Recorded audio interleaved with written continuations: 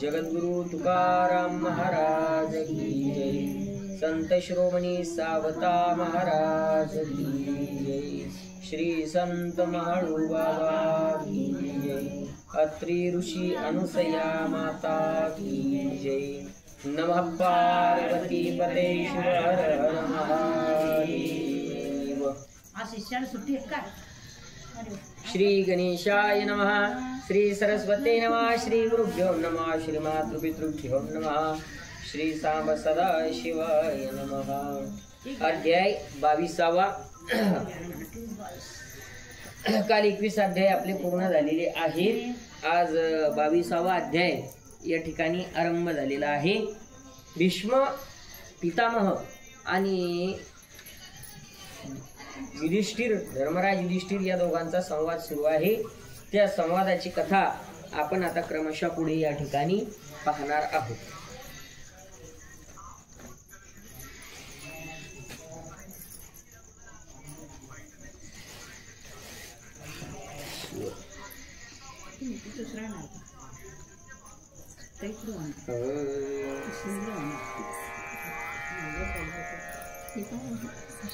गंगात्मजासी म्हणे धर्म, अनेक ऐकिले मोक्ष धर्म, तरी सकळा माझी उत्तम, धर्म से कोणता। मोक्ष धर्माच, मोक्ष प्राप्ती भगवत प्राप्तीचा मुख्य उद्देश ठेवून युधिष्ठिरजी म्हणतात, अजूनही मला अनेक प्रकारे मी त्या ठिकाणी मोक्ष धर्माचं श्रवण केलेलं आहे। अजूनही याही पेक्षा काही वेगळा असेल तर आणखी चांगल्यात चांगला मार्ग मला सांगा। आश्रम धर्मवंता समान, दुजा असे धर्म कवन, तव बोलिला गंगानंदन धर्मा प्रती, येची अर्थी प्राचीन कथा, नारदे कती सुरनाथा, ते के पंडुसुता सावधानपणे। तर गृहस्थाश्रम धर्माच्या सारखीच अजून एखादा कोणता श्रेष्ठ धर्म आहे का? तर ते म्हणतात, नारदांनी इंद्राला सांगितलेली कथा तुला मी सांगतो पंडू कुमारा, ऐक। कोणे एके दिवशी इंद्र बैसला होता सभेसी, तव इच्छाधारी नारद ऋषी आला तेथे। तर एकदाचा प्रसंग आहे। इंद्र सभेमध्ये बसलेले आहेत आणि तेव्हा त्या ठिकाणी नारद मुनी त्या ठिकाणी आलेले आहेत। बघा कोणाचा संवाद आहे, इंद्र आणि नारद मुनी। हे सांगणं चाललं, भीष्माचार्य सांगतात राजा धर्माला, तया नानोपचारी पूजिले, सकळ यासनी वैसविले, इंद्रे कुसुम मांडिले नारदासी। पूजन वगैरे नाना उपचारांनी त्या ठिकाणी झालेला आहे। आणि मग विचारपूस, स्वामी तुम्ही इच्छाचारी फिरत असात त्रैलोक्या भीतरी, तरी काही आश्चर्य परी सांगिजे मज। या जगात तुम्ही फिरत आहात। नारदांना तिन्ही भुवनामध्ये त्या ठिकाणी गमन होतं आणि मग असं फिरत असताना काही तुम्हाला आश्चर्य दिसलं का या जगतामध्ये? काही आगळं वेगळं आम्हाला ते सांगा। तुम्हा काही अविदित नाही, तरी श्रुतदृष्ट सांगा हे। नारद म्हणे, तत्समयी कथा विपुल, हरकत नाही सांगतोय मी, बघितलं काहीतरी आश्चर्य, विपुल कथा आहे त्या संबंधी। महापंथी कुरुक्षेत्री, गंगेची या उत्तर तीरी, असे ब्राह्मण सौम्य भारी कोणी एक।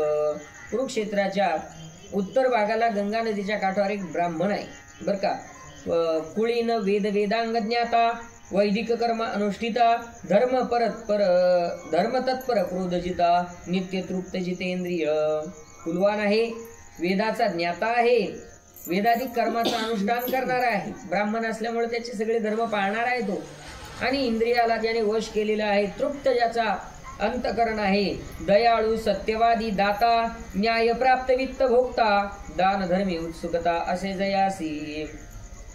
किती गुण आहेत, सत्यवादी आहे, दयाळू आहे, न्यायप्रिय आहे, आदी आदी। पंचमहायज्ञ करणी प्रवीण, एके दिनी अन्निक करुण, बैसलाचे आपण इतक्यात गृहीतयाचे। पंचमहायज्ञ जे आहेत ब्राह्मणाला सांगितलेले तो करणारा आहेत। एक वेळेस आपलं नित्यकर्म त्याचं झालं आणि बसला, तेवढ्यात काय घडलं, त्याच्या घरी आला असे एक अतिथ, तो अत्यंत विनीत, ज्ञानी आणि विद्यावंत पूजिला ब्राह्मणे। एक नम्र स्वभावी एक अतिथी त्या ठिकाणी आलेले आहेत। ब्राह्मणजींनी त्यांची पूजा वगैरे त्या ठिकाणी केली। अतिथा विश्रांती झाली या, मग ब्राह्मणे म्हणितले तया, की तुमचे माधुर्य देखून या थोर संतोष पावला। जो अतिथी आला त्याला म्हणू लागले, तो ब्राह्मण त्या ठिकाणी म्हणू लागला की तुमचा हा स्वभाव पाहून, मधुर गोड स्वभाव आहे तुमचा, वागणुकीला तुम्ही नम्र आहात, मला फार आनंद वाटला.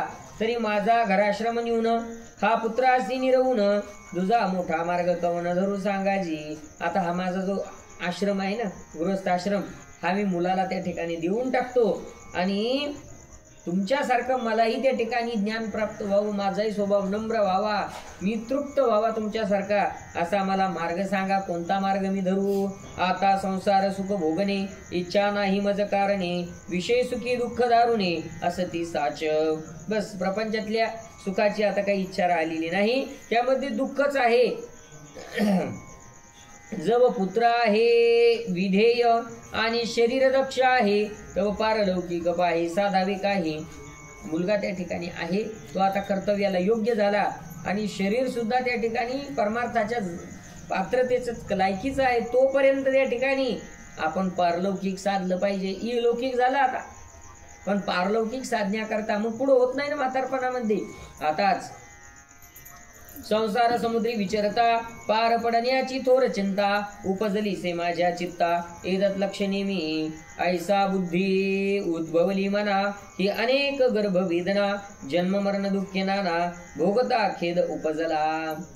आतापर्यंत काय काय भोगलं, अनेक गर्भवास भोगले, अनेक दुःख भोगलं. किती वेळा जन्मा यावे, किती व्हावे फजित, किती व्हावे फजित, किती व्हावे फजित. अशी फजिती खूप वेळेस झाली, पण आता कळून आलं की बस आता या फजितीतून आपण बाहेर यायचं आहे. आता उरले ते हरी तुम्हा समर्पण.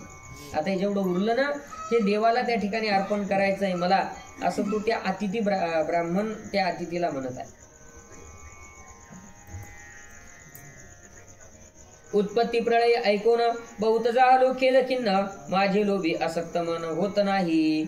या सृष्टीची उत्पत्ती प्रलय सगळं मी आता जाणलं, काल आपण पाहिलं सगळं. तरी धर्मतत्व मार्गे त्वामज प्रेरावे वेगी, ऐसी निस्पृहता अंगे देखील तयाच्या. मग एरुस लक्षण था ब्राह्मणाशी झाला बोलता, म्हणे मज पुसिले द्विजनाथा अपूर्व तुआ. मग मला तसा तुम्ही मार्ग सांगा. मग तो जो अतिथी आलेला होता घरी, ज्याचा आराम वगैरे झाला, त्याने हे प्रश्न ऐकले आणि मग तो म्हणतात वा अपूर्वता आहे म्हणे. अहो तुम्ही हा जो प्रश्न विचारला फार अपूर्व आहे. नाहीतर लोक महाराजांना साधू संतांना हे प्रश्न नाही विचारत.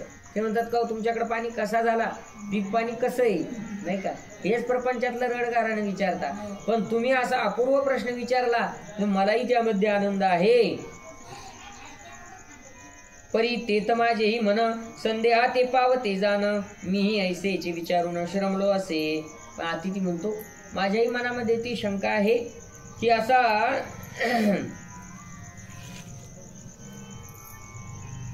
मोक्ष मार्गाचा असा योग्य, मोक्षापर्यंत जाण्याचा योग्य मार्ग कोणता असावा. मी बऱ्याच जणांना विचारलो, फार थकलो विचारून. हे मन त्रैलोक्यात पाही लागे ऐसे देखील नाही, म्या बहुतांच्या ठाई पुसिले ऐसेची. ते जे मन आहे ना, हे मन त्रैलोक्यात असं अजूनही त्या ठिकाणी एका जागी बसलेलं नाही. आणि ते एका जागी स्थिर होण्याकरता, माझं मन एका जागी स्थिर होण्याकरता मी बऱ्याच जणांना विचारलं. तव कोणी मोक्ष, कोणी यज्ञ, कोणी ग्रस्त आश्रम, कोणी वन, कोणी राजधर्म, कोणी आत्मज्ञान बोलती, कोणी. आणि मग उपाय, माणसा परत उपाय. एखाद्यानं म्हणावं बा आपल्याला फार मूत खडावून जळला, अरे बा असं म्हणणं, ज्याला ज्याला विचारलं त्याच्या जवळ औषधी. त्या काही ठराविक रोगाची औषधं लय झालेली आहेत. मूळव्याध झालं, ते मूतखडा झालं, असं तुम्ही ज्याला विचारलं ते म्हणतो हे ते. तसं देवाच्या प्राप्तीसाठी कोणी यज्ञ सांगतो, कोणी गृहस्थाश्रम सांगतो, कोणी म्हणतो वनात जा, कोणी म्हणतो राजधर्म चांगला करा, कोणी म्हणतो आत्मज्ञान मिळवा, कोणी सांख्यशास्त्र गुरुसृष्यन, कोणी योग ध्यान धारण, कोणी प्रतिष्ठित दान तुला पुरुषादी. कोणी सांख्यशास्त्र सांगतं, कोणी गुरुची सेवा सांगतं, कोणी योग, कोणी ध्यान, कोणी धारणा, कोणी दान. पृच्छ चांद्रायनाधिक तपे बोलती कोणी एक, कोणी मातृभक्ती सम्यक, कोणी पितृभक्ती, कोणी चांद्रायनाचं व्रत सांगतं, कोणी तप सांगतं, कोणी आईची भक्ती सांगतं, तर कोणी वडिलाची भक्ती सांगतं. ऐसा पुलारी या मताचा निर्वाह करता तिसाचा, मी हे ऐकून या वाचा पावलं उद्वेग. असा ज्याच्या त्याच्या मताचा. मी आलो की माझं श्रेष्ठ सांगतो, उद्या दुसरा बोलावला तो म्हणतो नाही नाही ते काय खरं नाही, हे श्रेष्ठ आहे. परवा दुसरा जर बोलावला ते म्हणतो नाही हे दोन्ही खोटे, माझं श्रेष्ठ आहे. असंच चाललंय ना. आणि मग जो आपल्याला जे उपाय सांगन लोक ते उपाय करून राहिले. सगळे नवीन नवीन युट्यूबवर ऐकून, टीव्हीवर पाहून सगळे नवीन नवीन उपाय त्या ठिकाणी देवाच्या पूजेचे करणं चालले, नाही का. परंतु अजूनही त्या ठिकाणी चित्ताची स्थिरता वाढली नाही. उलट आणखी अस्थिरता झाली, किंवा आपण हे असं केलं मग या क्षण असं तर नाही होणार, ते तसं केलं तशानं तसं तर नाही, हे वाढत चाललं. काय करावं मी. कोणी दया, कोणी उंच वृत्ती, कोणी वेदाध्ययन बोलती, इंद्रिय निग्रह म्हणती, कोणी एक. तथापि मी उपदेश तुझ सांगत असे परमगुज, तू योग्य आहेस निज उपदेशासी. तरी माझा एक तुला उपदेश आहे आणि तो ऐकण्याचा, तो पात्रतेचा आहे, म्हणून मी तुला उपदेश करतो. म्हणून अपूर्व स्वयं माझे गुरुने धर्मतत्व सांगितले सद्भाव ऐकते. माझ्या गुरूंनी मला जे काही तत्व सांगितलेलं आहे धर्मतत्व ते मी तुला सांगतो. येथून पूर्वेस गोमती तीर नागाभय नामे नगरी, जेथे समस्त सुरवरी पूर्व काळी याग केले. येथून गोमती तीर आहे आणि तिथं नागाभय नावाची नगरी आहे. तिथे पूर्वकाळी देवादिकांनी येऊन तपश्चर्या केली असं ते ठिकाण आहे, यज्ञ केला ते ठिकाण आहे. ते पद्मनाग येणे नावे, ब्राह्मण वसत असे सद्भावे, तू उपकारक स्वभावे काया वाचा मानसी. तिथे एक पद्मनाग नावाचा ब्राह्मण आहे, उपकार स्वभाव आहे त्याचा. सामदाम भेद निग्रह, सर्व संपत्ती संग्रह, अवलोकन मात्रे महा, व्यसने दबडी, परमशुद्धाचार समर्थ, दया पर भाग्यवंत, तुझे मनीचा वृत्तांत पुरसावा तयासी. हा तुझा प्रश्न कोणाला तू विचार, तर त्याला विचार. बरं का, फार टप्पे येत या ना. मुळात धर्मानं भीष्माचार्याला विचारलं. भीष्माचार्यांनी नारद आणि इंद्राचा संवाद सांगितला आणि मग नारदांनी त्या ब्राह्मणाचा संवाद सांगितला. त्याच्या घरी ते अतिथी आले आणि त्या अतिथीने आता एक तिसरं ठिकाण दिलं, पद्मनाग नावाच्या ब्राह्मणाकडे जाण्याचं. तो वक्ता सकळ शास्त्रा, तैसा विलोकी नाही दुसरा, तो द्विज म्हणे योगेश्वरा, दैव भेटलासी. वा, तो सकळ शास्त्रामध्ये श्रेष्ठ आहे, वक्तव्य त्याचं चांगलेलं आहे. जा म्हणे त्याच्याकडे तुझा. हा ब्राह्मण म्हणू लागला, वा तुमच्याकडून मला हा निरोप मिळाला, चांगलं झालं. माझ्या दैवानं तुम्ही मला मिळाली, माझा दुःख भार दुरी केला, तुझ्या शब्दे विश्वास उपनला, तरी आजीचा दिवस भला राहे येथे. आज माझं दुःख कमी होणार आहे, कारण भगवत प्राप्तीचा मार्ग मला तुझ्याकडून त्या ठिकाणी सापडणार आहे. आजच्या दिवस तू इथेच राहा. चल. मग भोजन विधी सारीला, उदयिका तिथी स्वदेशी गेला, ब्राह्मणही चालीला नागा भय नगरासी. चला, रात्र संपली, तो अतिथी निघून गेला आणि ज्याला मोक्ष प्राप्ती करून घ्यायची हा ब्राह्मण सुद्धा त्या नाग यांच्या शोधार्थ नागाभय नगराला निघाली. अनेक देश नगरे क्रमुनी पावला तयाची स्थानी, माध्यान्ह काळी जाऊन राहिला उभा. त्यासी देखून या नयनी त्या पद्मनागाची कामिनी, सुलक्षणी पूजा घेऊन आली बाहेरी. दुपारपर्यंत त्यांची वाट पाहत बाहेर थांबलेले त्यांच्या दारी पोचले. पद्मनागाची कामिनी पत्नी पूजेचं वगैरे ताट घेऊन त्या ठिकाणी बाहेर आलेली आहे. अर्ध्यपाद्यादिकी पूजले, स्वागतांती कारण खुशिले, द्विज म्हणे मन निवाले, आदरे तुमची या. त्या ब्राह्मणाच्या घरी गेल्यानंतर त्याच्या पत्नीने त्याचा आदर आतिथ्य सगळे व्यवस्थित केलेलं आहे.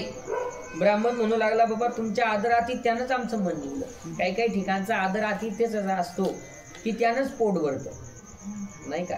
तिथं गेल्या गेल्या आपला जो आदर सत्कार होतो त्यानंच पोट त्या ठिकाणी भरतं. त्याला अतिथी पूजन म्हणतात.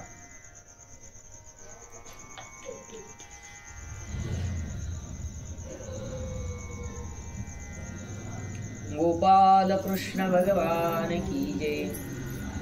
आणि काही ठिकाणी गेल्यानंतर संध्याकाळी शेवटच्या गाडीनं वापस निघा वाटतं की बाबा आपलं घर जवळ केलेलं बरं. आदर आतिथ्य असतो. आता उत्कंठा हे चिमनी, काजे ज्याची ऐसी कामिनी, तो पहावा निजनयनी विप्रोत्तम. काय कशा करता आली तुम्ही? अहो बाबा, ज्याची पत्नी एवढी सेवा करणारी, एवढी चांगली वागणारी आहे, पूजा आदर करणारी आहे, तो किती चांगला असेल ब्राह्मण. त्याला भेटायचंय. तव ते म्हणे स्वामिया, सूर्याचा रथ वहावया, पाळी आली ते पूर्वावया, माझा पती गेलासी. अहो सूर्याचा रथ ओढायची पाळी माझ्या पतीवर आहे. आता इथं काहीतरी कथा असेल, तसं एकदम नाही लक्षात येणार. आणि तिथं माझा पती गेलेला आहे. बर येईल दिवसा 8 आत तोरी स्वामी गृही राहोत, मी आतिथ्य करीन सत्य ऐकून विप्रबोलीला 8 दिवसात तो येणार आहे, तोपर्यंत इथंच तुम्ही आतिथ्य करा. मग काय म्हणतो तो आलेला ब्राह्मण, त्याची या दर्शनाचे जाण माझं कृत्य आहे म्हणून तवपर्यंत मी क्रमीन गोमती तीर. हरकत नाही, मला त्याचं दर्शनच घ्यायचंय, त्यामुळे मी इथं राहतो, या गोमती तीरावर मी राहतो. पती येईल तेव्हा भामिनी तयासी सांगावे मांडुनी, आणि मज करावे जानवनी गोमती तीरी. नदीच्या काठावर जाऊन मी कुठंतरी आश्रय करून तिथं राहतो. ते आलेत की त्यांना माझा निरोप द्या, मला बोलावणं पाठवा. असं त्या नदीच्या काठावर जाऊन तो ब्राह्मण राहायला लागला.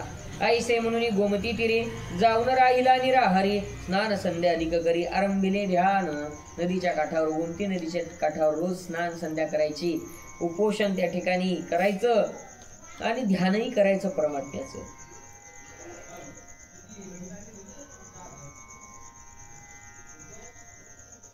तव ते विप्रा लागुनी पद्मनागाचे कुटुंबी येऊनी, नाना परिप्रार्थुनी म्हणते झाले स्वामी आमचे कुळी कोणी. ऐसा झालाच नाही प्राणी, या अतिथी उपवासी आणि सोय काही भोजन. ते कुटुंबातले लोक पुन्हा त्याच्याकडे आले, हो आमच्या घरी तुम्ही अतिथी आले तर तुम्ही उपवासी आहेत, पण आमच्या कुळात अजून असं झालं नाही की घरी पाहुणा आला आणि ती उपवासी आणि आम्ही जेवायचं. अहिता मी पिडू तुम्हा निमित्त, तव येरू म्हणे समस्त मम आज्ञेने जेवा तुम्ही. हे बघा नाही का, अहो आम्हासी अत्यंत तुम्हा योग्य लंघन पडत, तरी चालावे आहारार्थ आमचे गृही. तुमच्यामुळे आम्ही उपवासी आहे, आम्हालाही लंघन पडत आहे, तुम्ही जेवल्याशिवाय आम्हाला जेवता येत नाही. चला ना तरी बाळ वृद्धे सहित आम्ही पिढू तुम्हा निमित्त, तव येरू म्हणे समस्त ममाज्ञेने जेव्हा तुम्ही. लहान लेकरं आहेत, म्हातारे माणसं आहे, हेही उपवाशी राहतील. नाही नाही, माझी तुम्हाला आज्ञा आहे, परवानगी, तुम्ही जेवण करून घ्या. मी ऋषीची 8 दिन पर्यंत वाट पाहिन, पाठी भोजन करीन, तुम्ही वृथान कष्टावे. मी ब्राह्मणवाची तुमच्या मालकाची 8 दिवस वाट पाहणार आहे, तोपर्यंत मी उपवास करणार आहे, नंतर मी जेवण करेन, तुम्ही काही विनाकारण कष्ट घेऊ नका. ऐशी आज्ञा देऊनी त्यासी विप्रे पाठविले गृहासी, तव सूर्य पाम केले नागासी मर्यादा झाली. मग त्या पद्म नागाला सूर्यदेवानं आज्ञा केली की तुझे दिवस संपले, पाळी संपली, तू जाऊ शकतो. नाग स्वगृही पोचला, स्त्रियेने उपचारी पूजिला, इरुतीयसी बोलिला सुखे आयुसकी. घरी आला, पत्नीला खुशाली वगैरे त्या ठिकाणी काय सगळं ठीक आहे ना. अतिथी देव पूजादी भले यथापूर्व चालविले, आळसा नाही की केले सुखासक्तत्वे. नाही, अतिथी देवाची पूजा, येणारे जाणारे सगळे व्यवस्थित केलं. नाही तर तुम्ही गेले मी मोबाईल पाहिला, नाही, असं काही आळस वगैरे नाही, सगळं व्यवस्थित केलेलं आहे. नागिनी म्हणे प्राणनाथा पतिवाक्य मान्य पतिव्रता, तुमचे व्रत मी चालविता, केला नाही आळस. तुमच्या शब्दाला मान दिलं तरच मी पतिव्रता, म्हणून काही माझ्याकडून त्या ठिकाणी कमतरता मी भासू दिलेले नाही, सगळं त्या ठिकाणी व्यवस्थित केलेलं आहे. परंतु एक ब्राह्मण पाही आला होता आपले गृही, म्हणतो म्हणे कोठे ठाई आहे पद्मनाभ. एक ब्राह्मण आला होता, तुमची विचारपूस केली, न सांगेची कार्य कारण. गोमती उपवास करून करीत वेदपाठ ध्यान बैसल असे. नदीच्या काठावर उपवास करून तो बसलेला आहे, तुमचे दर्शनी अत्यंत तो अपेक्षा असे करीत. तव नाग म्हणे दर्शनात आला माझी या, तो देवकी मनुष्य असे, हे निश्चय कळे कैसे. आम्हाला गीतापसी मनुष्य देऊ न इच्छिती. आमची अपेक्षा करून आलाय का? पण देव आहे का मनुष्य आहे कळा पाहावं लागेल. काय एखादा तपस्वी आहे, चला पाहावं लागेल त्याला. तेजो भरे पूर्ण आपण नसेल तरी, जरी जाज्वल्यमान, जरी देव असेल तरी जाण येईल आपस याची. कोणी तेजस्वी पुरुष आहे का काय आहे, आणि आपल्यामुळे तो उपवाशी राहिला, हे काही योग्य नाही. चला म्हणून तीर्थ काय नाही, जरी देव असेल तरी जाण येईल आपस याची. देव आहे की मनुष्य काय माहिती, पण जर देव असेल तर तो आपणाहून तर चालत येईल, आपल्याला जायचं काम नाही, कारण त्याला कळेल आपण आलो म्हणून. म्हणून तीर्थ काय जाणे यावरी नागिनी पतीसी म्हणे, तो द्विज जितेंद्रिय म्हणे क्रोध रहित म्या देखील. बायकोनं सांगितलं नाही, तो ब्राह्मण म्हणजे त्या ठिकाणी अत्यंत लीन आहे, इंद्रियाला जिंकलेला आहे त्यानं, आणि क्रोध लगेच येत नाही त्याला. आणि तुमची या दर्शनार्थ थोर असे उत्कंठित, तरी जाऊन या नावे त्वरित तया स्वागत करून तुम्हीच जा स्वतःहून आणि त्यांना घेऊन या. जे कोणी आशे करून आपले घरी पावले ब्राह्मण, त्याचे न करिता समाधान गर्भहत्या पाप होय. कोणी जर आपल्या घरी आशेनं ब्राह्मण आलेला असेल, त्याचं समाधान जर आपल्याकडून झालं नाही, तर गर्भहत्येचं पातक त्या ठिकाणी आपल्याला लागत असतं. तो मोठ्या आशेनं आला. या स्तवत्या द्विजाची स्वामी आशा पुरवावीच तुम्ही, हे ऐकून गेल्यावर मी नाग गोमती गेलेला आहे.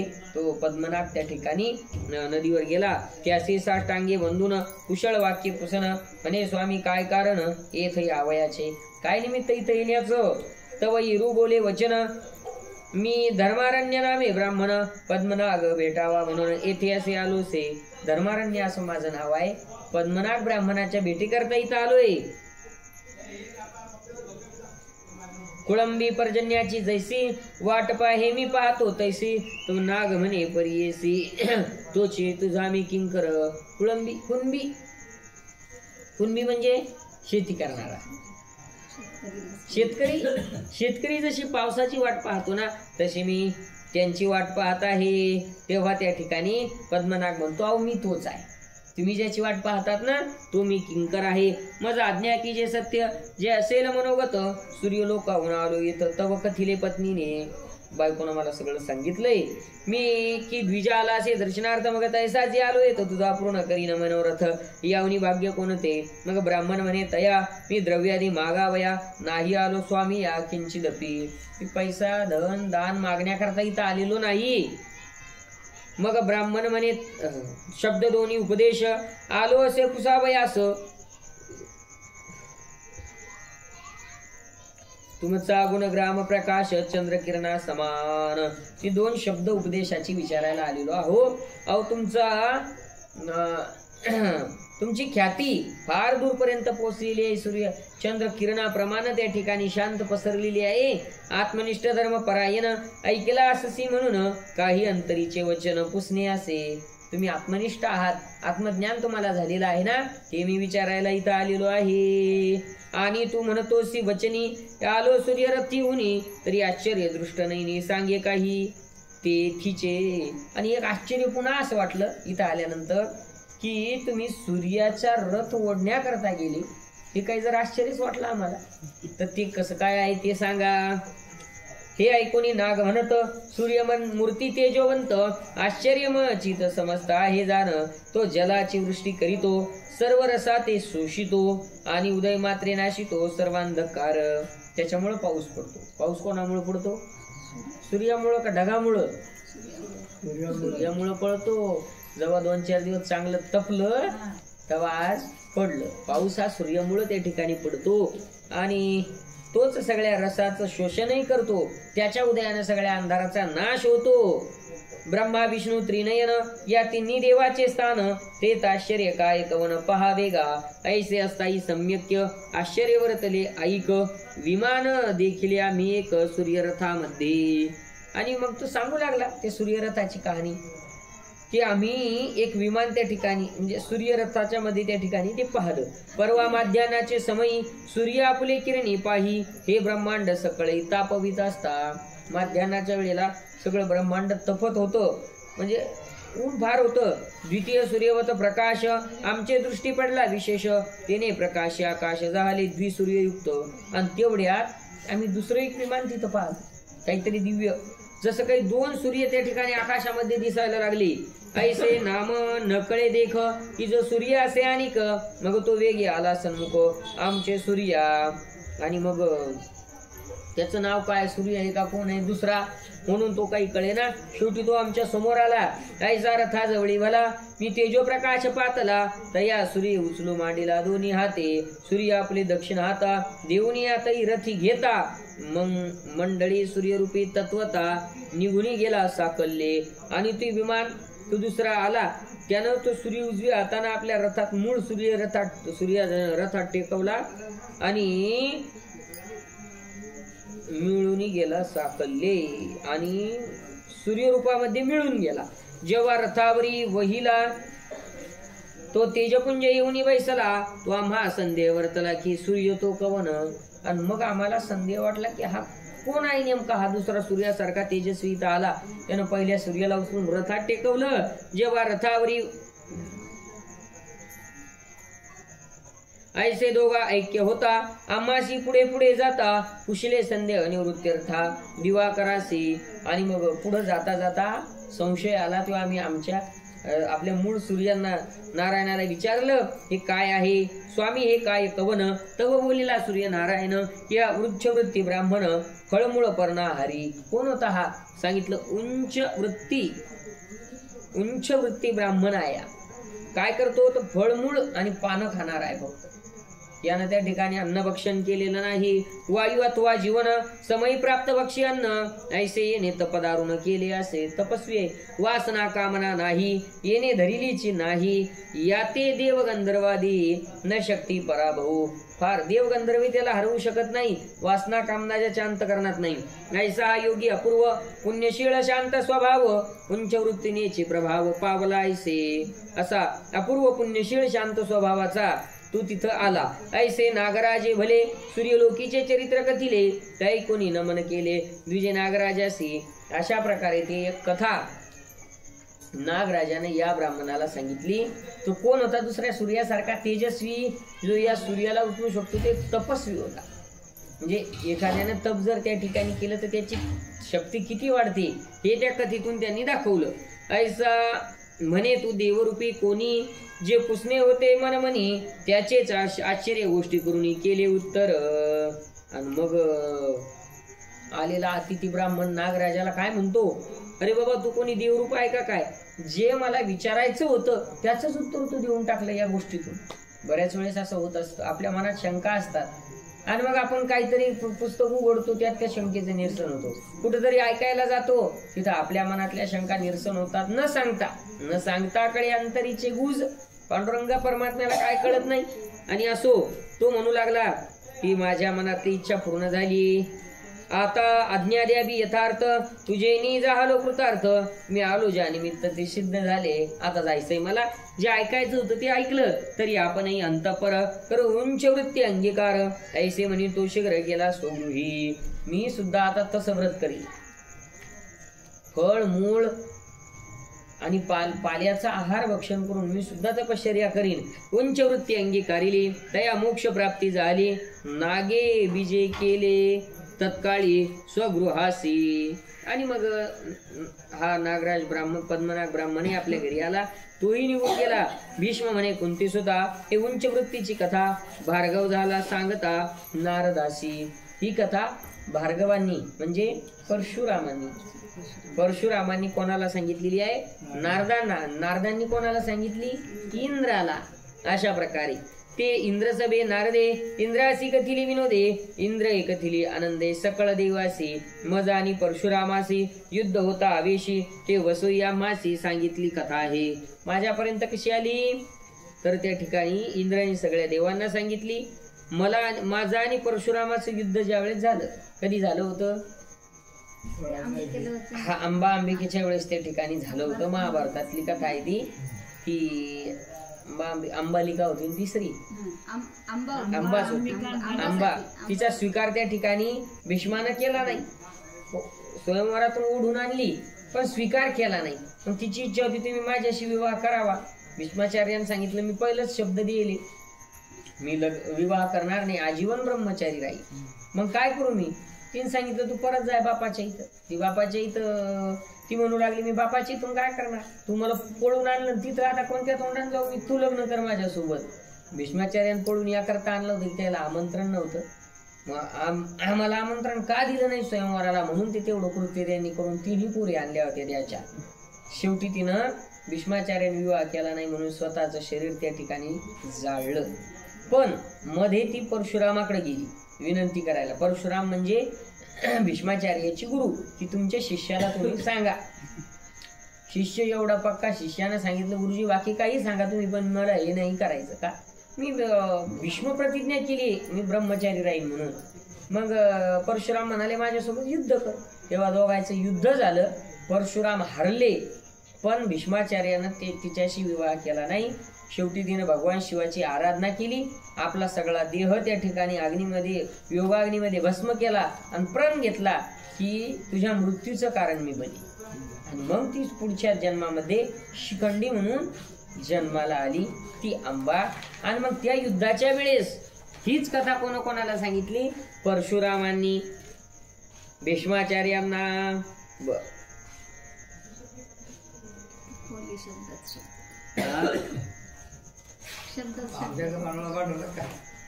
काय म्हटलं? आमच्याकडे बनवला पाठवला काय म्हटलं? कोणता?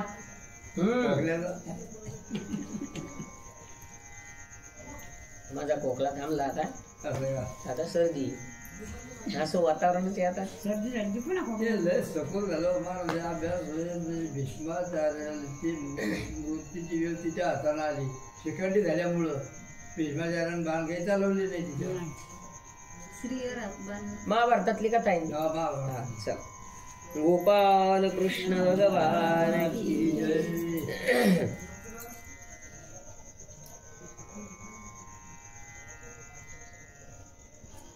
म्हणून या गा तुवा भला मजसी परमधर्म पुसिला त्वैसा हा सांगितला संक्षेप वचने.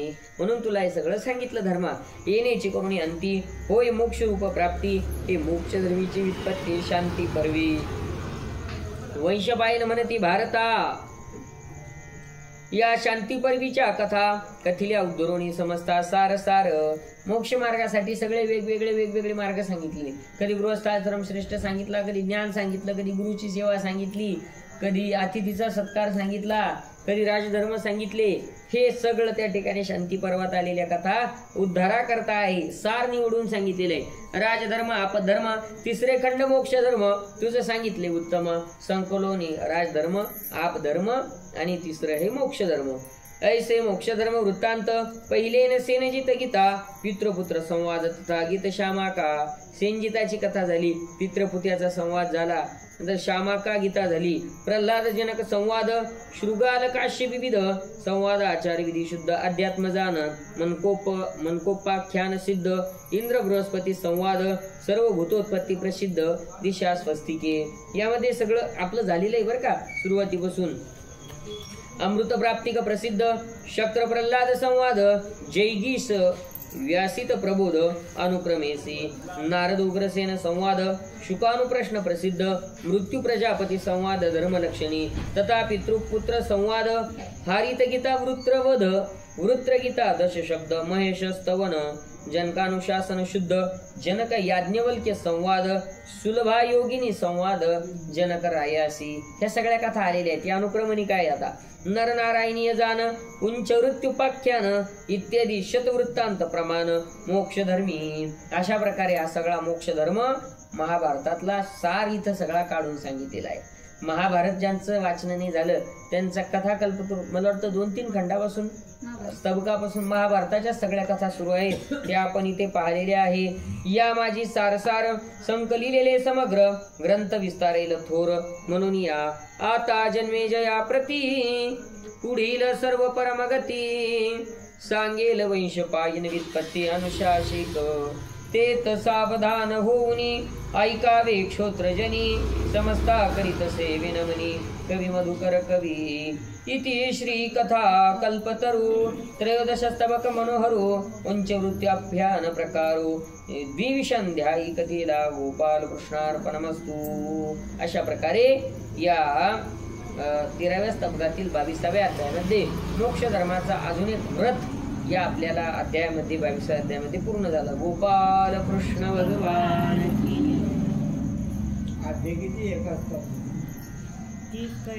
कमी जास्त आहेत ते सारखे नाही प्रत्येक स्तबकात. या स्तबकात मला वाटतं 37 की 38 काहीतरी आहे. हा 31 हा.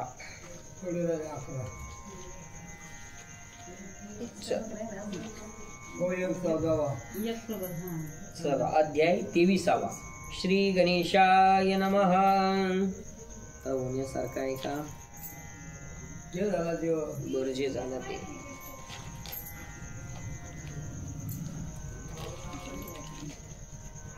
वंश पायनासी म्हणे भारत, मुनी तू अससी ज्ञानादित्य, तरी सांगे अग्रवृत्तांत कृपाळूपणे. मूळ कथा ज्यांच्यापासून सुरू झाली त्या जन्मेजय राजाच्या उद्धारासाठी वंश पायन मुनी त्यांनी सांगितलं. जन्मेजयांनी सांगा मुनी पुढची कथा. मग म्हणे वंशपायन, राया ऐके चित्त देऊन, कथा सांगेन संकलोन अनुशासिकीची. ऐक राजा, तुला ही कथा चित्त देऊन त्या ठिकाणी ऐकावं लागेल. अशी सहज बसलं नी कथा ऐकली असं काही नाही, कळतच नाही. चित्त देऊनच ऐकावी लागते, नाही तर रावण आला सीतेला घेऊन गेला. एवढी सोपं नाही. मग रामाने सैन्य तयार केलं आणि युद्ध केलं आणि रावण मारला आणि सीता घरी आणली. इतकं सोपं हे कथा कल्पतरू त्या ठिकाणी नाहीये. मोक्ष धर्म आधी इतर धर्म त्या ठिकाणी सांगितले. अनुशासिकीची कथा आपल्याला एक सांगणार आहेत बघा. भीष्माप्रती म्हणे धर्म, तो बहुत प्रकारीचा शम, मज उपदेशला उत्तम परिसंतोष न पवेची. तुझं काही त्या ठिकाणी इंद्रिय निग्रह शम दम आधी सगळं सांगितलं, पण अजूनही त्या ठिकाणी मनाचा संतोष झालेला नाही, स्थिर झालेलं नाही, ते तृप्त झालेलं नाही, एका जागी अजून थांबत नाही. याचे कारण पर्येसी की तू पितामह मासी असून बाण घाई विशेषी तुझी अंगी देखितो. तू आमचा पितामह एवढा ज्ञानी आहे आणि तरी सुद्धा बाणाचे घाव तुला लागले. ते कोणामुळे लागले? आमच्यामुळे लागले. म्हणून ते आम्हाला योग्य वाटत नाही. धर्मराजाला वाटतं की पितामह आजोबाचा नाता असून सुद्धा आपण त्याचे नातू पण तू बाण आपण मारले आणि आता राज्याच्या गादीवर बसलो. योग्य आहे का? कोणाला योग्य वाटणार आहे? तेने माझे चित्त दुश्चित बहुतची आहे होत, देखून लाज असे वाटत तुझे रक्तपूर. लाज वाटते मला तुमच्याकडे पाहून पितामह की आमच्याच भावानं अर्जुनानं बाण मारले आणि तुम्ही त्या बाणाच्या शय्येवर एक एक किती अवघड असेल, किती अवघड असेल. बाण पोसलेली शरीरात अर्धे टोकवर खाली मध्ये त्या ठिकाणी पितामह पडलेले, किती अवघड आहे. आणि मला ती पाहून लाज वाटते. काजी आम्हा निमित्त तुमचे हाल झाले बहुत आणि स्वगोत्र घात घडला आम्हा तुम्हाला त्रास. आणि आमच्याच गोत्राचा कौरवांचा कुळातलेच ना भाऊकीचे, त्यांचा वध झाला. तो दृष्ट दुर्योधन थोर केला बंधूचा संहार. आता कैसा होईल विचार आमच्या जीवित्वाचा. त्यामुळे एवढं पाप आम्हाला लागलं, आमचं काय होईल आणि कसं होईल काही सांगता येत नाही. येणे परी संतापाते पावला देखुनी धर्माते. भीष्म म्हणे तयाते ऐके युधिष्ठिरा.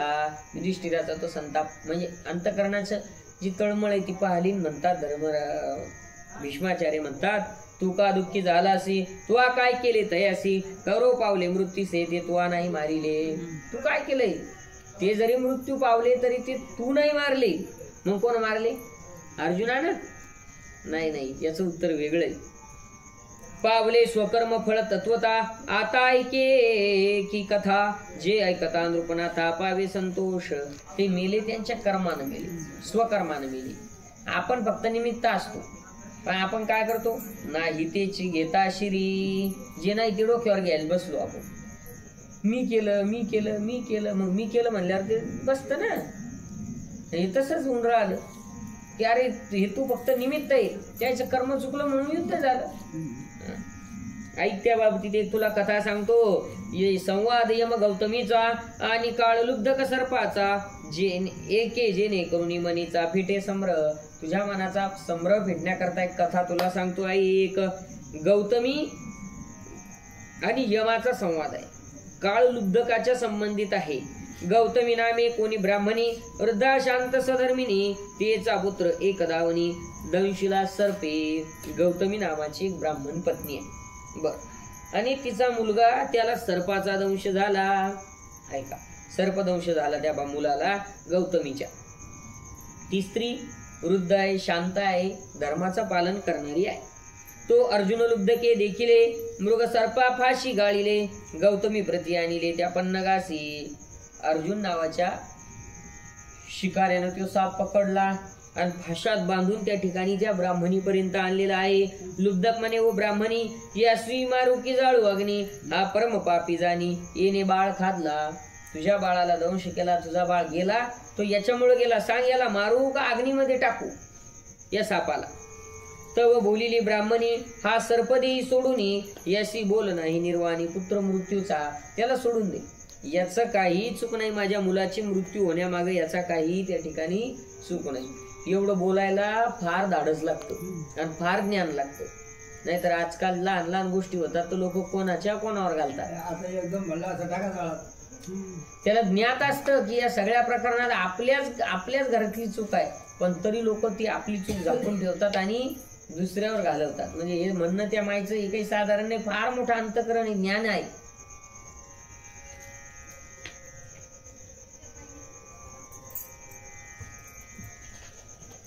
होश्यमाने पुत्र मेला, सर्पे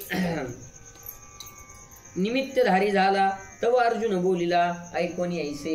होणार होतं, फक्त निमित्त लागलं सर्पाचं. मग तेव्हा तो शिकारी अर्जुन काय म्हणतो, म्हणे वैराग्य का पावलीसी, सर्पाते का सोडविसी, हा बाळ हत्यारा यासी, सोडिता पाप वाढेल.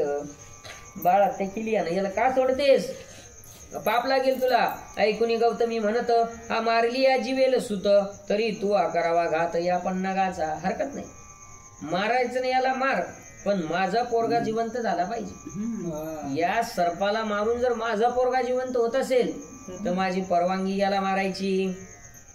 हा अज्ञाधारी प्रसिद्ध ऐसे गौतमी अर्जुनाचे शब्द, ऐकुनी बोलिला पाशबद्ध सर्प देखा. आणि मग हो ना, तो बोलून राहिला. हा अज्ञाधारी म्हणतात प्रसिद्ध, ऐसे गौतमी अर्जुनाचे शब्द. गौतमीचे शब्द अर्जुनाला ऐकले. अर्जुन हा बहुतेक आज्ञाधारी आहे, तो तसं करेल, त्या मारून याला जिवंत करेल. तेव्हा तो सर्प काय म्हणतो, अरे लुब्ध का अर्जुन, तू का करीस या ज्ञानपण, मी अस्वतंत्रपण पराधीन, माझा स्वामी मृत्यू असे. अरे लुब्ध का, तू का अज्ञानपणाने मला मारतो. अरे माझा स्वामी, मी अस्वतंत्र आहे, माझा स्वामी कोण आहे, मृत्यू काळ, त्यानं मला पाठवलं. तदा निदंशिला बाळक, यावरी म्हणे लुब्धक, तरी बाळ घातकी अंतक दंडा योग्य असे. काय हरकत नाही. मग बाळाची हत्या करणारा कोण आहे, तो मृत्यू देवे काळे, काळाला दंड देऊ म्हणे. मग सर्पाला सोडून द्या.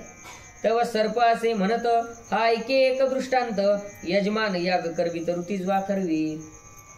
आता काय ठरलं होतं, दंड कोणाला द्यायचा, काळाला, यमाला किंवा मृत्यूला. मग सर्प म्हणतो, अरे बाबा तू ऐक थोडं, मी एक तुला गोष्ट सांगतो. त्याच्या मनातलं काढणारे बहुतेक तो. एक यजमान यज्ञ करीत होता, एका ऋतिजो म्हणजे ब्राह्मणाकरवी यज्ञ सुरू होता. ऋतिजवासी स्वर्गभुवन हो एका यजमान आविन, हे सर्पाचे युक्ती वचन नसता हवे लुब्ध का. तव तत्समयी शीघ्रगती, मृत्यू आला आकाशवंती, धरून या द्रष्टमूर्ती, बोलिला सर्पासी.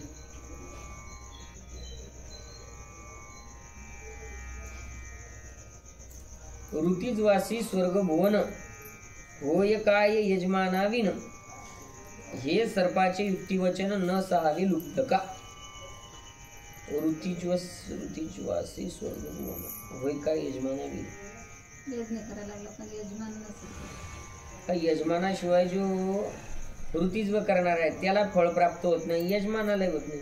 हे सर्पाचं युक्तिवचन आहे, काही त्याला ते सहन झालं नाही. कोणाला, त्या अर्जुन लुब्धकाला. तव तत्समयी शीघ्रगती, मृत्यू आला आकाशपंथी, धरून या दृष्टमूर्ती, बोलिला सर्पासी. आणि मग हे बोलणं चाललं तेवढ्यात मृत्यू देवता स्वतः प्रकट झाली आणि ती सर्पाला काय म्हणते, अरे पन्नगा सर्वता, मी नव्हे तुझा नियंता, सर्वाचा काळ नेमिता स्वामी एक. मृत्यूदेव म्हणतो, अरे सापा मी तुझा नियंता नाही, माझाही पुन्हा एक स्वामी आहे म्हणे, माझाही एक मालक आहे. काळाधारे जीवजात, तया ब्रह्मादिकही भीत, तरी तेने काळे हा सुत नेला जाण. काळाच्या हा काळ, मृत्यूचा मालक काळ दाखवला. काळाच्या आधारे जीव जात, संपूर्ण प्राणी त्या ठिकाणी काळाच्या आधाराने जगतात. अरे ब्रह्मादिकही काळाला भीतात, जगा काळ खाय नाही का, किंवा अवघाची आकार ग्रासियला काळे. काळानं सगळे येते हे काळानाळाचे तोंडी, घातली लोणियाची उंडी, माशी पाक पाकडी तवयेस. काळाच्या तोंडात लोण्याचा गोळा ठेवण्यासारखे. किती टाइम लागेल त्याला पगळायला, टाइमच नाही. अग्नीच्या मुखात लोणी ठेवल्यावर वेळ लागतो का, तसा हा देह काळाच्या ताब्यात दिलेलाच आहे, त्याच्या तोंडातला घासच आहे. याचं कधी त्या ठिकाणी हाप गळून पाणी होईल सांगता येत नाही. आणि म्हणून काळानं हा मुलगा त्या ठिकाणी नेला. जेवी मेघ पटले गगनप्रांती, जिकडे वायू तिकडे जाते, तयावर शो करतात तेवी लोक ब्रह्मांडे. आकाशातले मेघ त्यांचं असं ठरलेलं असतं का कुणीकडे जायचं? जसा वारा नील तसे जातात, तसं काळ हा सगळ्याचा नियंता आहे. मग सर्प म्हणे काळासी, तरी मी तरी पडिलो असे फासी, मज सोडवावे विशेषी या लुब्धकापास. सर्प म्हणू लागला काळाला, अरे मग कमीत कमी मला या शिकाऱ्यापासून तरी सोडव, मी विनाकारण गुंतलो याच्यात. ऐसे कुणी लुब्धक म्हणे मृत्यू सर्प दोघे वंचक, तरी मी आता सम्यक मारीन दोघासी. मग तो लुब्धक म्हणू लागला, नाही नाही, तुम्ही दोघही त्या ठिकाणी दोषी आहात. मृत्यूही आणि सर्पही दोघांनाही मारतो. धिक हा पापिष्ट मृत्यू लोकासी नित्य मारित, ऐसे बोले तव त्वरित मृत्यू उभा राहिला. अरे तू रोज किती लोकांना त्या ठिकाणी मारतो, एकामागे एक 5 झाले खेळड्यात.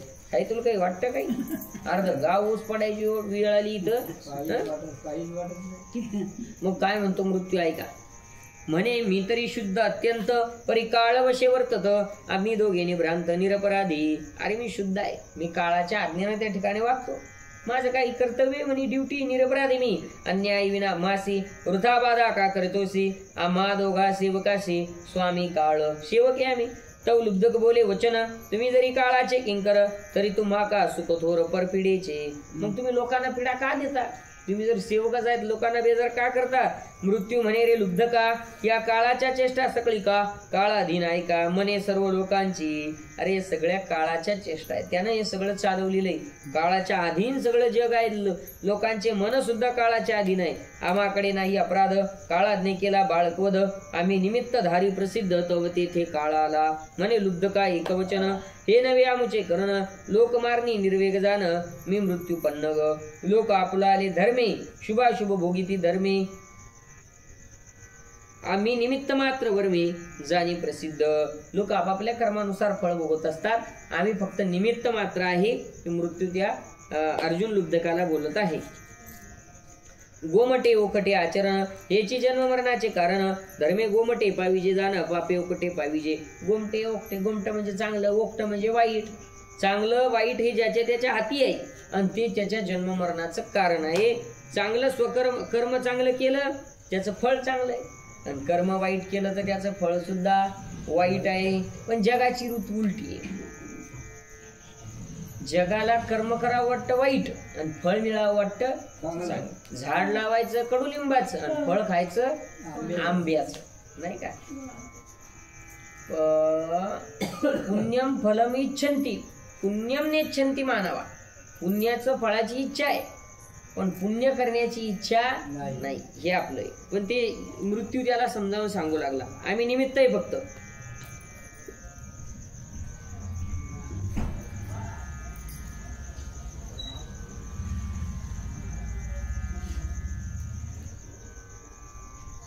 तेत अन्यथा नाही वाचा, हा संवाद गौतमी लुब्धकाचा आणि मृत्यू पन्नगाचा सत्य जाण.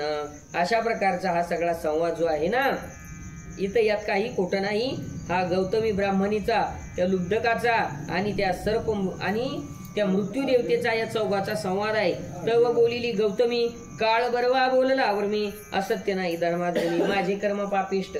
ती बाई ब्राह्मणीन बोलली, काळाचं बरोबर आहे, माझंच कर्म चुकलेलं असेल, मी काही कोणाला दोष देऊन फायदा नाही. तेने बाळ मेला मरणे, ऐसे कुणी अर्जुने, सर्प सोडीला विचारपणे, गेला स्वस्तानी सर्वई. त्या शिकाऱ्याने साप सोडून दिला. गांगेय म्हणे कुंती सुता, तरी स्वकर्मी बोल सर्वता, आता शोक करणे वृथा, कर्म प्राधान्य आपुले. म्हणून हे कुंती सुता, आपल्या कर्माला आपण त्या ठिकाणी दोष द्यावा. न लगे रुसावे अनिक बहुत अनिका, आपुल्या संचिता वाचुनिया. न लगे रुसावे अनिका, अनिकावर रुसून काही फायदा नाही, आपल्या संचिताला आपण दोष द्यावा. हा असं वाटतं, पण तसं नाही. भोगणे ते फळ संचिताची, नाही का? ज्याला त्याला ज्याच्या त्याच्या कर्माचं फळ त्या ठिकाणी. केले कर्म झाले तेची भोग आले, उपजले मेले ऐसे किती. अगा कर्मी जय उरावे. ज्ञानेश्वरी सांगते ते हे सुखदुःखी फळावे तया ते भोगावया यावे देहा एक.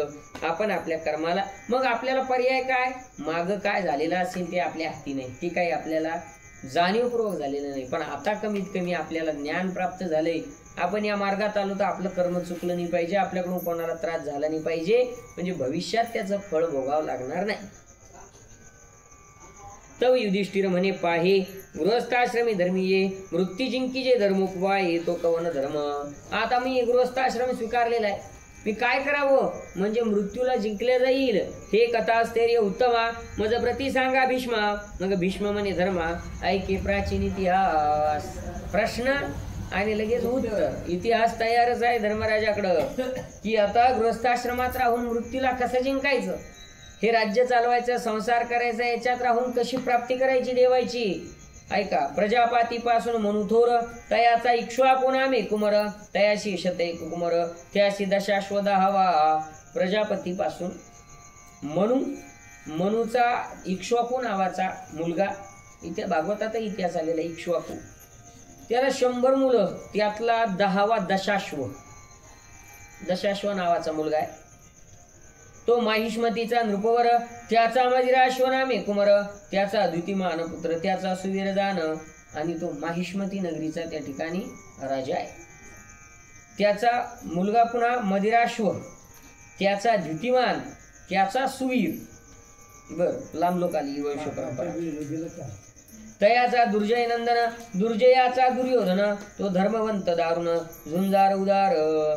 त्याचा पुन्हा दुर्जयाचा दुर्योधन, पण हा दुर्योधन धर्मवंत आहे आणि झुंजार आहे, म्हणजे हा कौरवातला नाही बरं, हा अगोदरचा आहे. येणे परमतत्व जाणून नर्मदा नदी स्वयं येऊन येणे वारीला दुर्योधन त्याची कन्या सुदर्शना.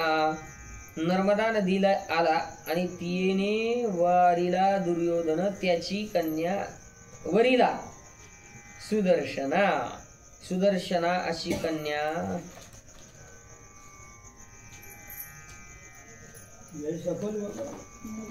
नर्मदा नदीचं येऊन तिने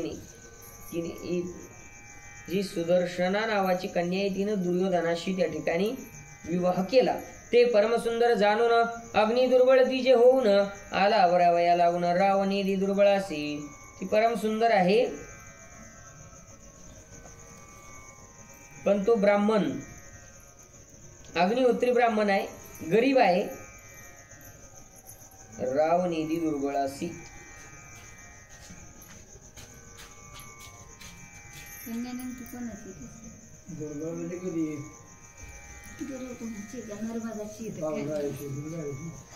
विषय असा आहे,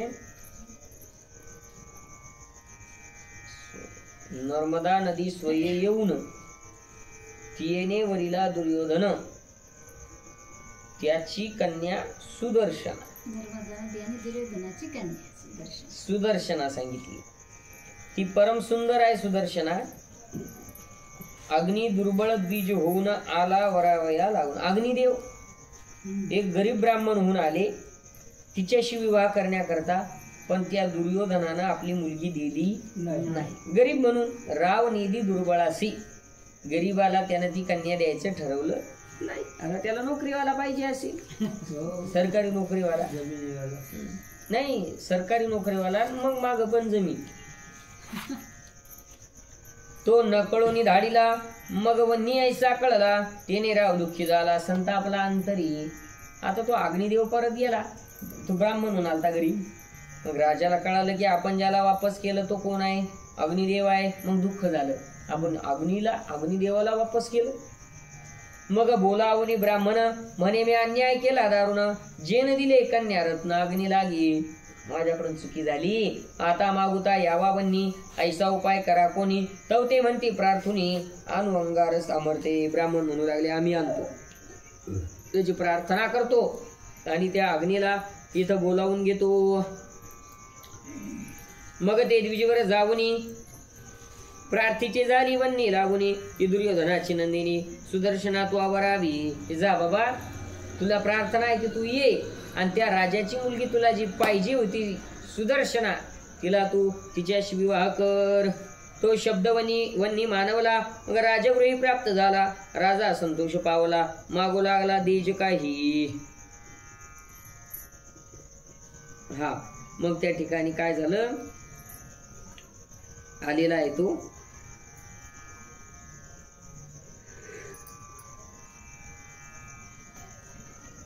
राजाला आनंद झाला. मग पुन्हा राजानं काय मागितलं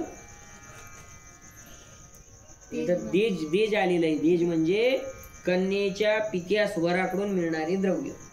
म्हणजे वराला त्या ठिकाणी कन्येच्या बापाला काही द्यावं लागत असं होतं बरं का. मधल्या काळातच हुंडा बदलला. पुन्हा आता पहिल्या स्थितीवर गोष्टी आलेल्या आहे. आता पुरीच्या बापाला द्यावं लागतं काही ना काही. नाही आमच्या आईच्या बाबतीत 200-300 रुपये आमची पैसा. हा मग हे पूर्वीच्या काळात असं होतं की मुलीच्या वडिलालाच त्या ठिकाणी राजानं काहीतरी द्यावं. बर तो शब्दवन्नी मानिला. मग राजगृही प्राप्त झाला. राजा संतोष पावला. मागू लागला देज काही. म्हणे ये कन्येसी वरावे आणि आमचे गृही राहावे. सदा सर्वदा न वंचावे हे द्यावे देज. काय मागितलं काय नाही तर आमची मुलगीचा स्वीकार करा आणि आमच्याच इथं रात्रंदिवस तुम्ही राहा. म्हणजे घरजावई म्हणून राहा. दुसरं काही नको आम्हाला. ते मानवले वन्नीसी. मग वरिले सुदर्शनेसी. परमासक्त तीसी अग्नी झाला. त्यालाही बरं वाटलं काय हरकत नाही. लग्नही झालं तिथं राहिले. तिच्यावर तो फार प्रेम करत आहे. पुढे तीसी झाला नंदन. विद्यावंत नामे सुदर्शन. ओवत नृपनंदन. पिताम्रह नृगाचा. त्याला मुलगा झाला विद्यावंत त्याचं नाव आहे. आणि जो नृग राजा होऊन गेलेला आहे त्याचा तो आजोबा. त्याची कन्या ओघवती. ती दिदली सुदर्शना प्रती. नांदे सुदर्शन ओघवती पत्नी सहित. पुढे ओघवती ती दिली सुदर्शना प्रती.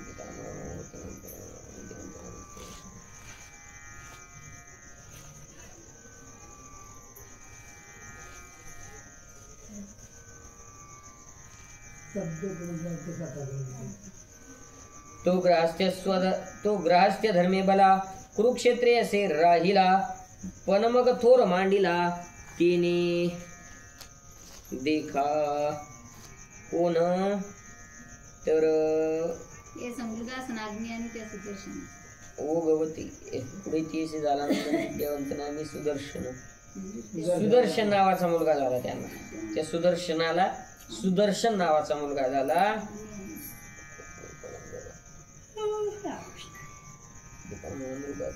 त्याची कन्या ओघवती. कोणाची तर नृगाची. ओघवताचा नृपनंदन. ओघवत राजाचा मुलगा नृपनंदन त्याची मुलगी ओघवती सुदर्शनाला दिली. मग सुदर्शन हा पत्नी सहित राहू लागला. कुरुक्षेत्रामध्ये त्याने एक पण मांडला की गृहस्थ धर्माचरणे सर्वता मृत्यूशी जिंकणे. स्त्रीसी म्हणे अतिथी करणे न धाडी कदा विन्मुख. आणि मग गृहस्थ धर्म पाळूनच आपल्याला मृत्यूला जिंकायचं असा पण मांडला त्या सुदर्शनानं त्या मुलानं. आणि मग पत्नीला सांगितलं कोणी अतिथी आला तर विन्मुख गेला नाही पाहिजे.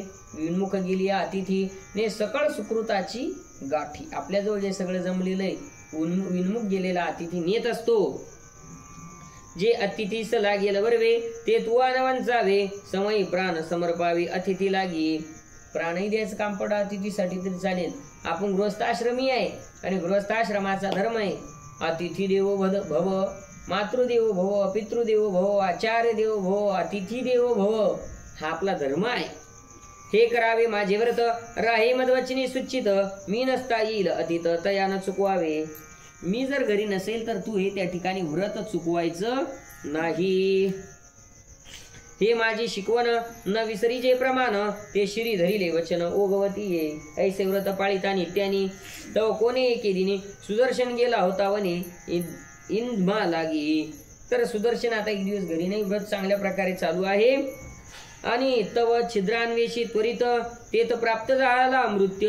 आणि ओघवती अतित मी आलो ब्राह्मण. तर तिथं गुप्तरूप धारण करून एक ब्राह्मणाचं रूप धारण करून मृत्यू तिथं आलेला आहे. कुठं यांनी या सुदर्शनाने त्याची पत्नी यांनी व्रत मांडलं आलेल्याला परत जाऊ द्यायचं नाही.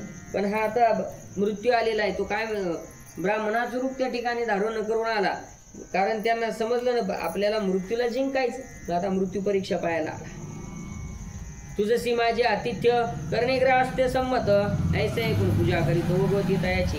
नानोपचारी पूजा केले शेखी तिथं बोलिला, मी तरी कामातुर वहिला आता देई संगाते. माझ्या सगळ्या इच्छा तू पूर्ण त्या ठिकाणी कर आणि माझ्या अंतकरणात इच्छा झालेली आहे तुम्हाला शरीराचा संग दे. ना तरी व्रत भंगेल जाण, येरी चिंतावली ऐकून इतक्यात आठवली वचन व्रताराचे. व्रतार घरी नाही आणि आज जे नाही ते मागायला लागला आणि शरीर सुखाची मागणी केल्यामुळं तिला चिंता वाटली. पण आपल्या व्रताराचा शब्द आठवलेला आहे, अतिथी घरी आली या बरवा, तया देहही न वंचावा, तर या वचनार्थ पाळावा. व्रताराचा प्राण गेला तरी चालेल पण अतिथी तृप्त होऊन गेला पाहिजे आणि म्हणून तिला तो शब्द आठवलेला आहे. मग अति ते संभोग केला परमसुखी असे झाला, इतक्यात सुदर्शन पातला पाचारी स्त्रीसी. त्याची इच्छा पूर्ण केली आणि तेवढ्यात भरतार आला सुदर्शन.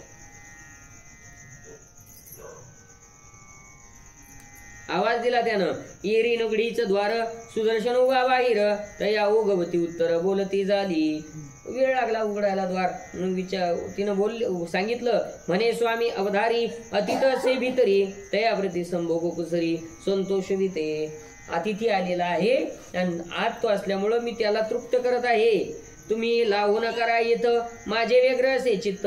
तो सुदर्शन तेथ बोलता झाला. तो काय म्हणतो, आजी मी सौभाग्य धन्य, जे स्त्रीने देह समर्पण संतुष्ट केले मन अतिथाचे. मी भाग्यवान आहे, त्या आलेल्या अतिथीला तू त्या ठिकाणी नकार दिला नाही. अहो पतिव्रते पाहे तू अपवित्र केले कुळद्वये, ग्रहस्थ आश्रम धर्म उपाय रक्षिला तू आ. बर का कथा आहे बर का. बघा आता फळ काय त्याचं ऐकूच आपण. तो पती म्हणू लागला की तू गृहस्थाश्रम धन्य केला आणि दोन्ही कुळाचा उद्धार केला कारण तो अतिथी धर्म पाळला.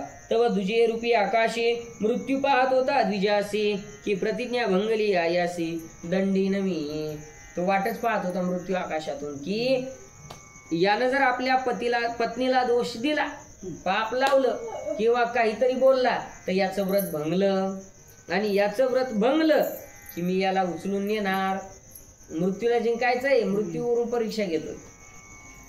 ऐसे सर्वदा पाहिले परी त्याचे व्रत न ढळले, तव घरातून बीजे केले अतित ब्राह्मणे. व्रत काही ढळलं नाही.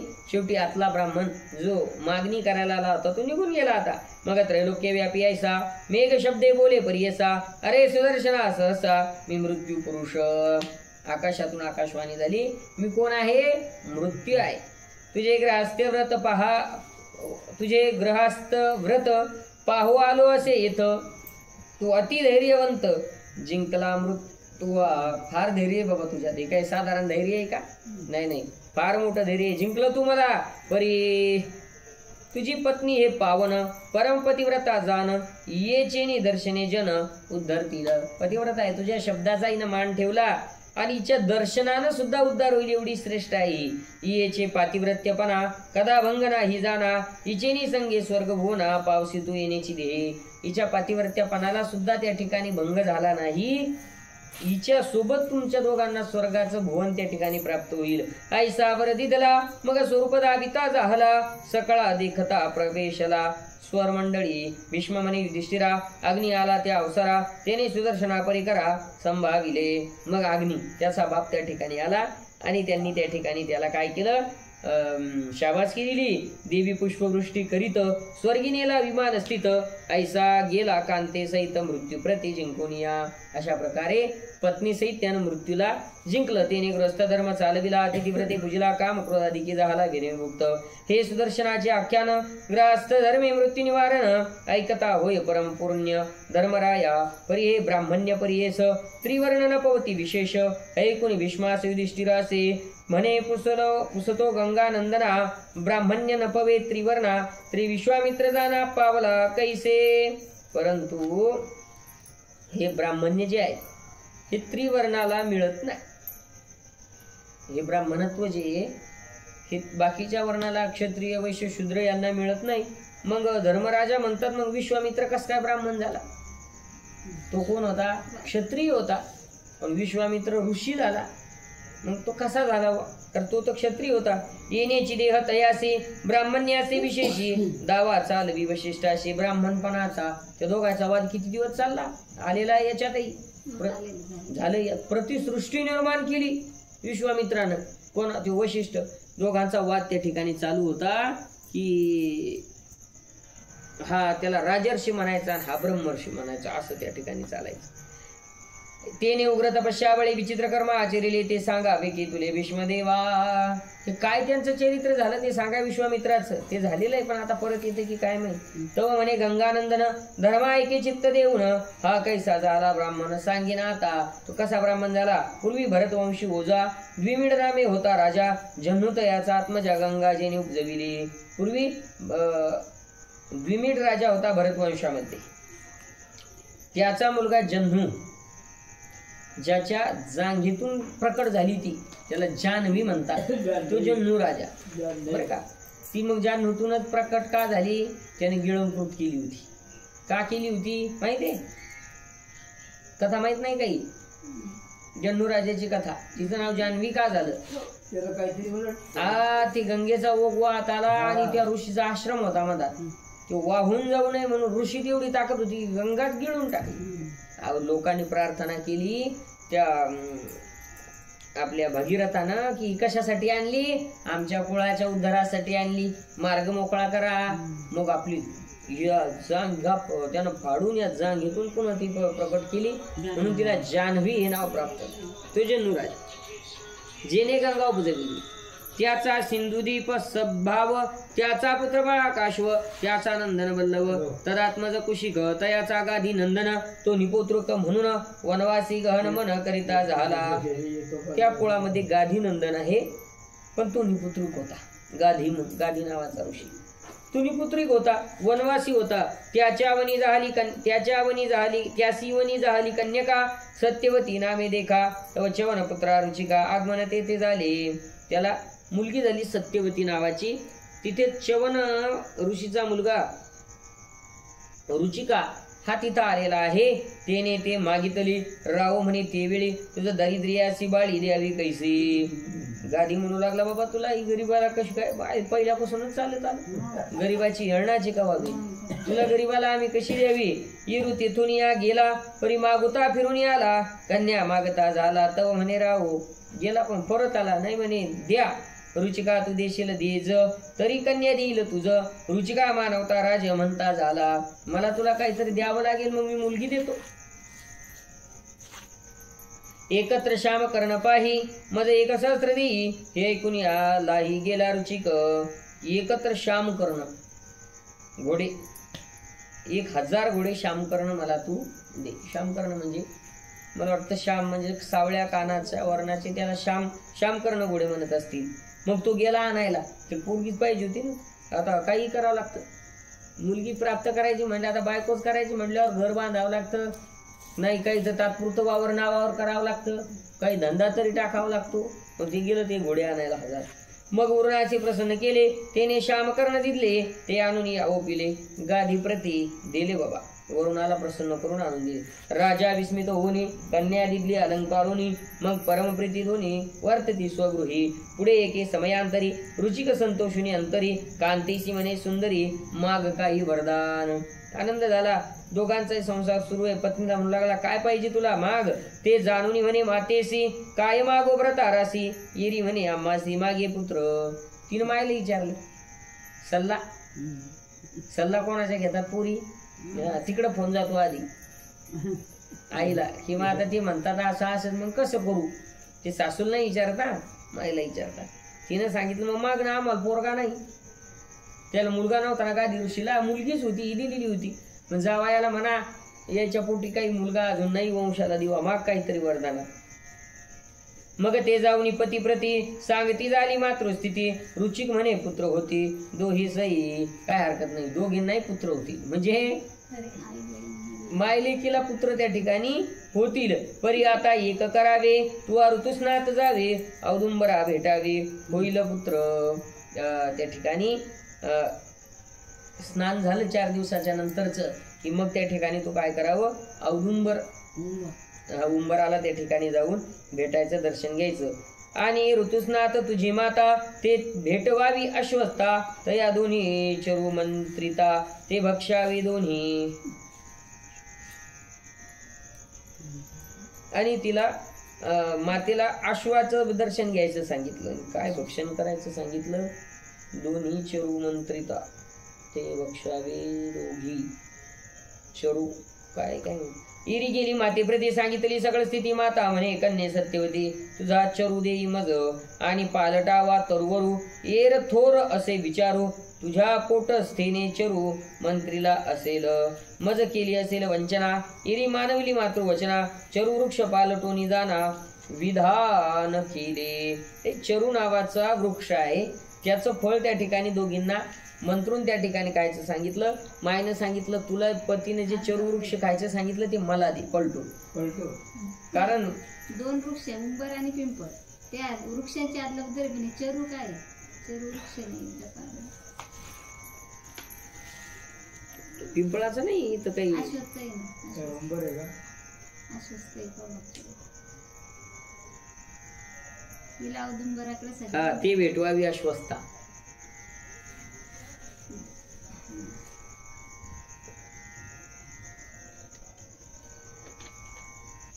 माफ करा नेहमीचा शब्द आहे, पण ते अश्वस्थ म्हणजे पिंपळ. मी अश्व म्हणजे घोडा केला, वाचण्यात गडबड झाली थोडी, लक्षात नाही आलं. एकीला सांगितलं औदुंबराला भेटायचं, एकीला सांगितलं अश्वत्थाला भेटायचं. आणि ते जे चरू वृक्षाचं फळ आहे ते खायचं सांगितलं. पण माता म्हणते तुझं मला दे. तुझ्या पतीने जर तुला दिलं बरोबर, आणि मला जर माझी नुसती विवंचना जर केली असेल मजाक, तर मग मला पुत्र होणार नाही आणि आवश्यकता आधी मला आहे. मग काय हरकत नाही. तिनं तसंच केलं. मग तैसाची गर्भ राहिला ऋषी अभिप्राय व्यर्थ झाला ते देखून रुचिक बोलीला कांते प्रती. पण यांनी कपट केलं ना, त्याच्या मनात नव्हतं कपट. मग ते त्याचा जे ठरलेला अभिप्राय होता ते उलटा झाला. मग तो काय म्हणला पत्नीला, म्हणे तू केली अज्ञानपण तुझा चरू तो ब्राह्मण मातेचा मंत्रीला जाण क्षत्रिय मंत्री. तुझा दिलेला जो प्रसाद आहे तो ब्राह्मण मंत्र होता आणि मातेचा क्षत्रिय मंत्र होता. तैसाची मंत्रीले होते तरू म्हणून आता तुझ कोमरू होईल तो महा क्रूर क्षत्रिय जाण. म्हणून आता तुला जो होणारा मुलगा आहे तो क्रूर क्षत्रिय त्या ठिकाणी होईल. आणि तुझे मातेशी पुत्र होईल ब्राह्मण ऋषी. ते ऐकून पडिली भूमीशी सत्यवती पै. तुझ्या आईला ब्राह्मण पुत्र त्या ठिकाणी ऋषी होणार आहे. तिला पडलेली ती बेशुद्ध होऊन पडली. प्रहरा एक मूर्छा गेली. मग पती सविनवती झाली म्हणे क्षत्रिय पुत्र कुळी न व्हावा आपली या. मग त्या ठिकाणी आपल्या पतीला म्हणू लागली अहो ते असं कसं, मग क्षत्रिय पुत्र झाला चालेल पण महाक्रूर क्रूर क्रूर नको हो. विनंती करू लागली. तर रुचिके म्हणितले मंत्रविधान कदा न टळे परी गर्भ सामर्थ्य बळे करू ब्राह्मण. शब्द तर त्या ठिकाणी कधी बदलणार नाही, पण गर्भावर संस्कार सामर्थ्य बळानं त्याला ब्राह्मण आपण करू. आता तुझे पुत्रासी जो पुत्र होईल परियेसी तो क्षत्रिय तेजोरासी आपला पौत्र. आणि तुझ्या मुलाला जो मुलगा होईल तो क्षत्रिय तेजस्वी त्या ठिकाणी पुत्र, त्या ठिकाणी नातू आपल्याला होईल पुढे. महायोद्धा क्षत्रिय कर्मा त्रास करील जना अधर्मा दया जान परुषारामा जन्मे जया गा. आणि तो कोण होईल पुढं? परशुराम होईल नातू. आणि मग त्याचे वडील ते कोण असतात? भार्गव. ते क्रूरच होते ना, रागीट. लय रागीट होते. आलं का लक्षात?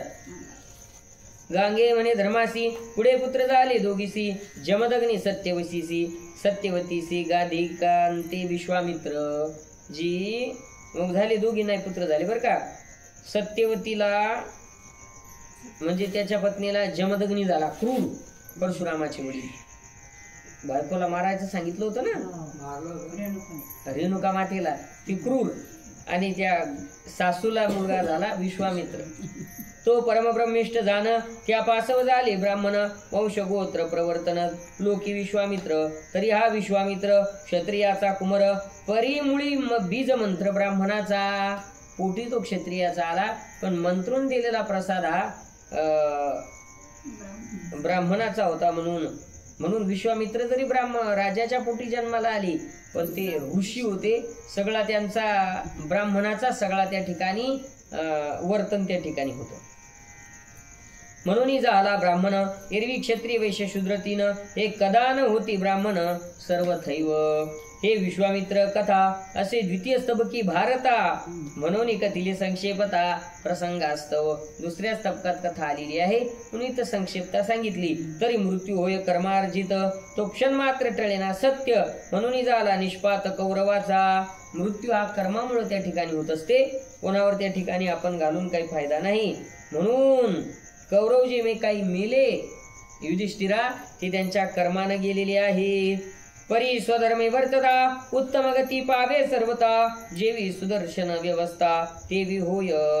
आपण जर त्या ठिकाणी स्वधर्मानं चांगले वागलो तर मृत्यूला जिंकू शकतो. गृहस्थाश्रमात राहून सुद्धा त्याकरता त्या सुदर्शनाची कथा त्या ठिकाणी आपण ऐकली. त्याच्या पत्नीचं पातिव्रत्य पाहिलं. आता आणि काही मनोगत पुसावे सही, मग धर्म पुसेल ते श्रोता जनाही. ऐकावे म्हणे मधुकर कवी. आता काय अजून काय तुमच्या मनात आहे का? म्हणे हो. मग ते आता तुम्ही उद्या विचारा. आज 2 अध्याय भरपूर झाले आणि झाडं कष्टी लागलेली आहेत काही, त्यामुळे आता राहिलेलं उद्या.